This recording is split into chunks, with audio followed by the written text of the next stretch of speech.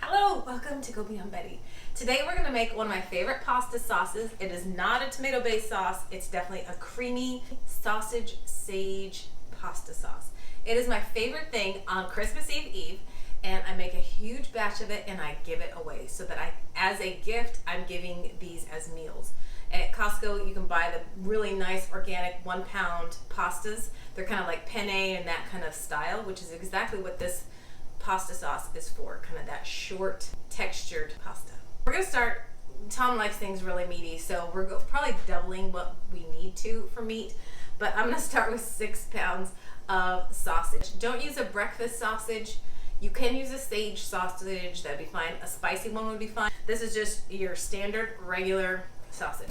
So I'm gonna get these browning in Big Bertha. I want my biggest pot today. After it's fully brown, I'm gonna take it out and then we're gonna start the base of the sauce. In you go. The kids are doing a cameo in the background there. Yeah.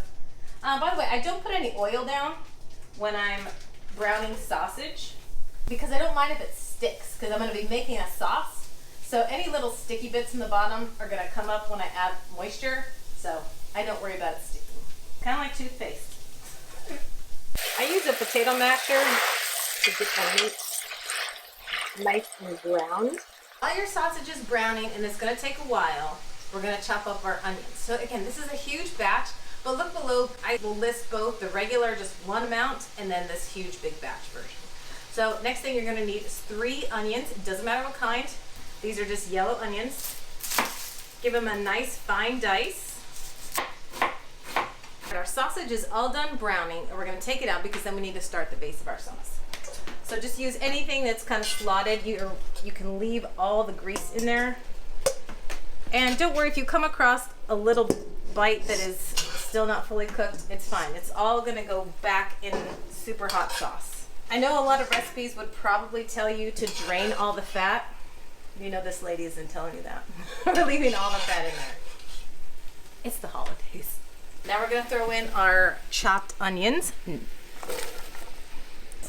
Let those cook down. I like my onions very well cooked. We want them fully translucent. While the onions are starting to cook down, we need to chop up a whole bowl of garlic.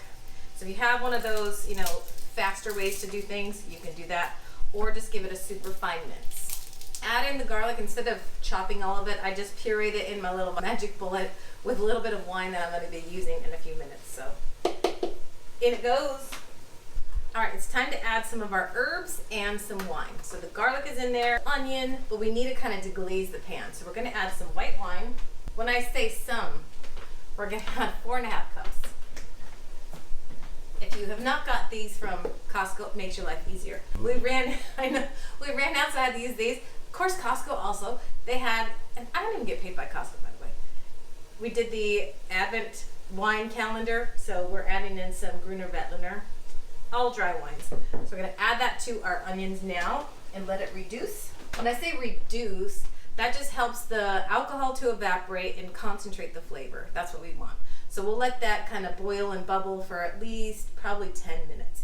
Meanwhile, we're going to get some of our leaves of bay leaves out. These are gorgeous bay leaves.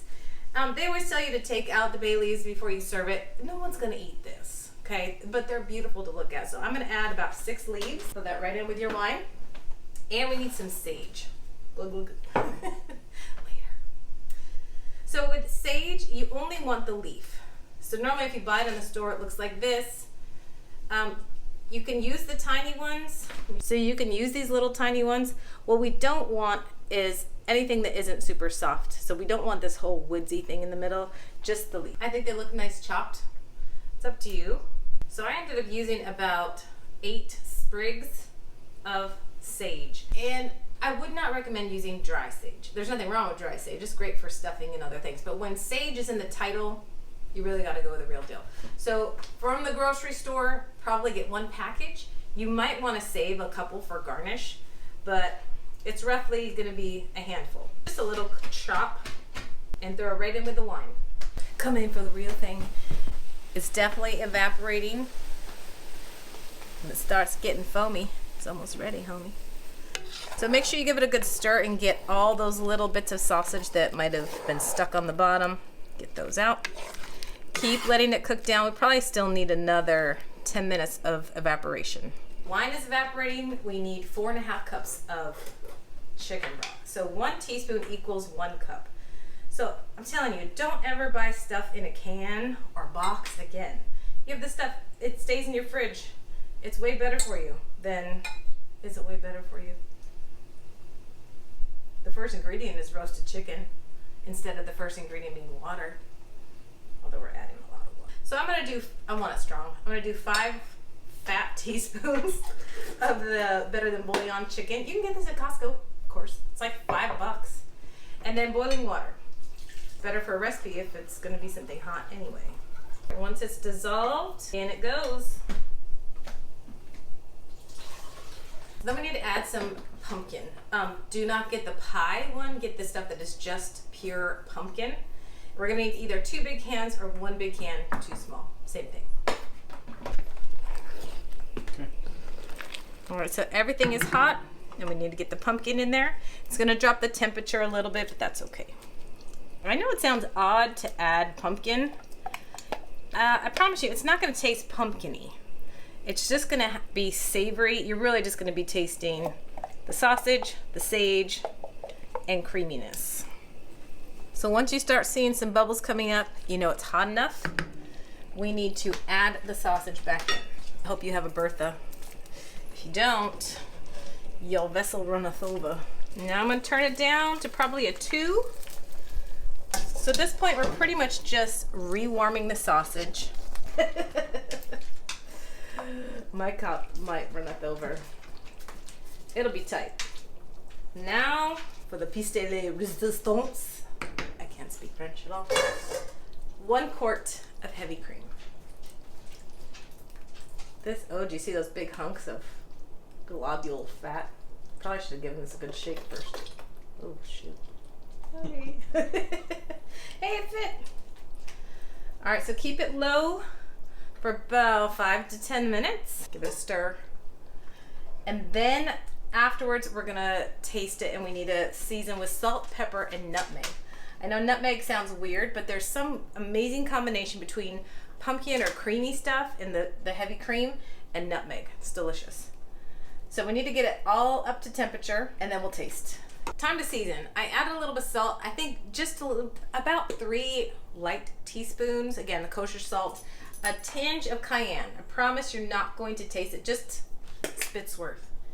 And if you have fresh nutmeg, use that. Honestly, this isn't fresh. It's probably, I don't know how old it is, but it was a new nut.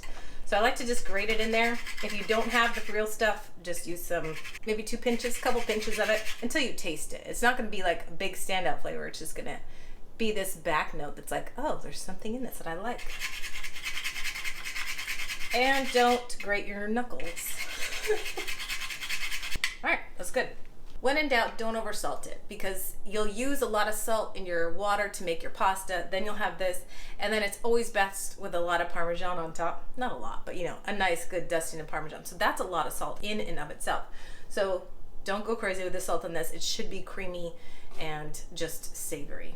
So our pasta is ready. Use any kind of short penne style of pasta. Yummy, delicious, creamy, sausagey, pumpkin-y, Parmesan-y.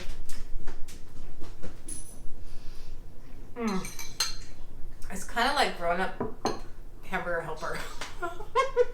I know that sounds bad, but it's like $25 pasta at a fancy Italian restaurant thing, but it's that creamy, meaty pasta-ness that, like, as a grown-up, I do remember eating delicious naughty hamburger helper. But this is like a million times better, especially with the fresh herbs and the cheese and the heavy cream and all the good stuff, you know.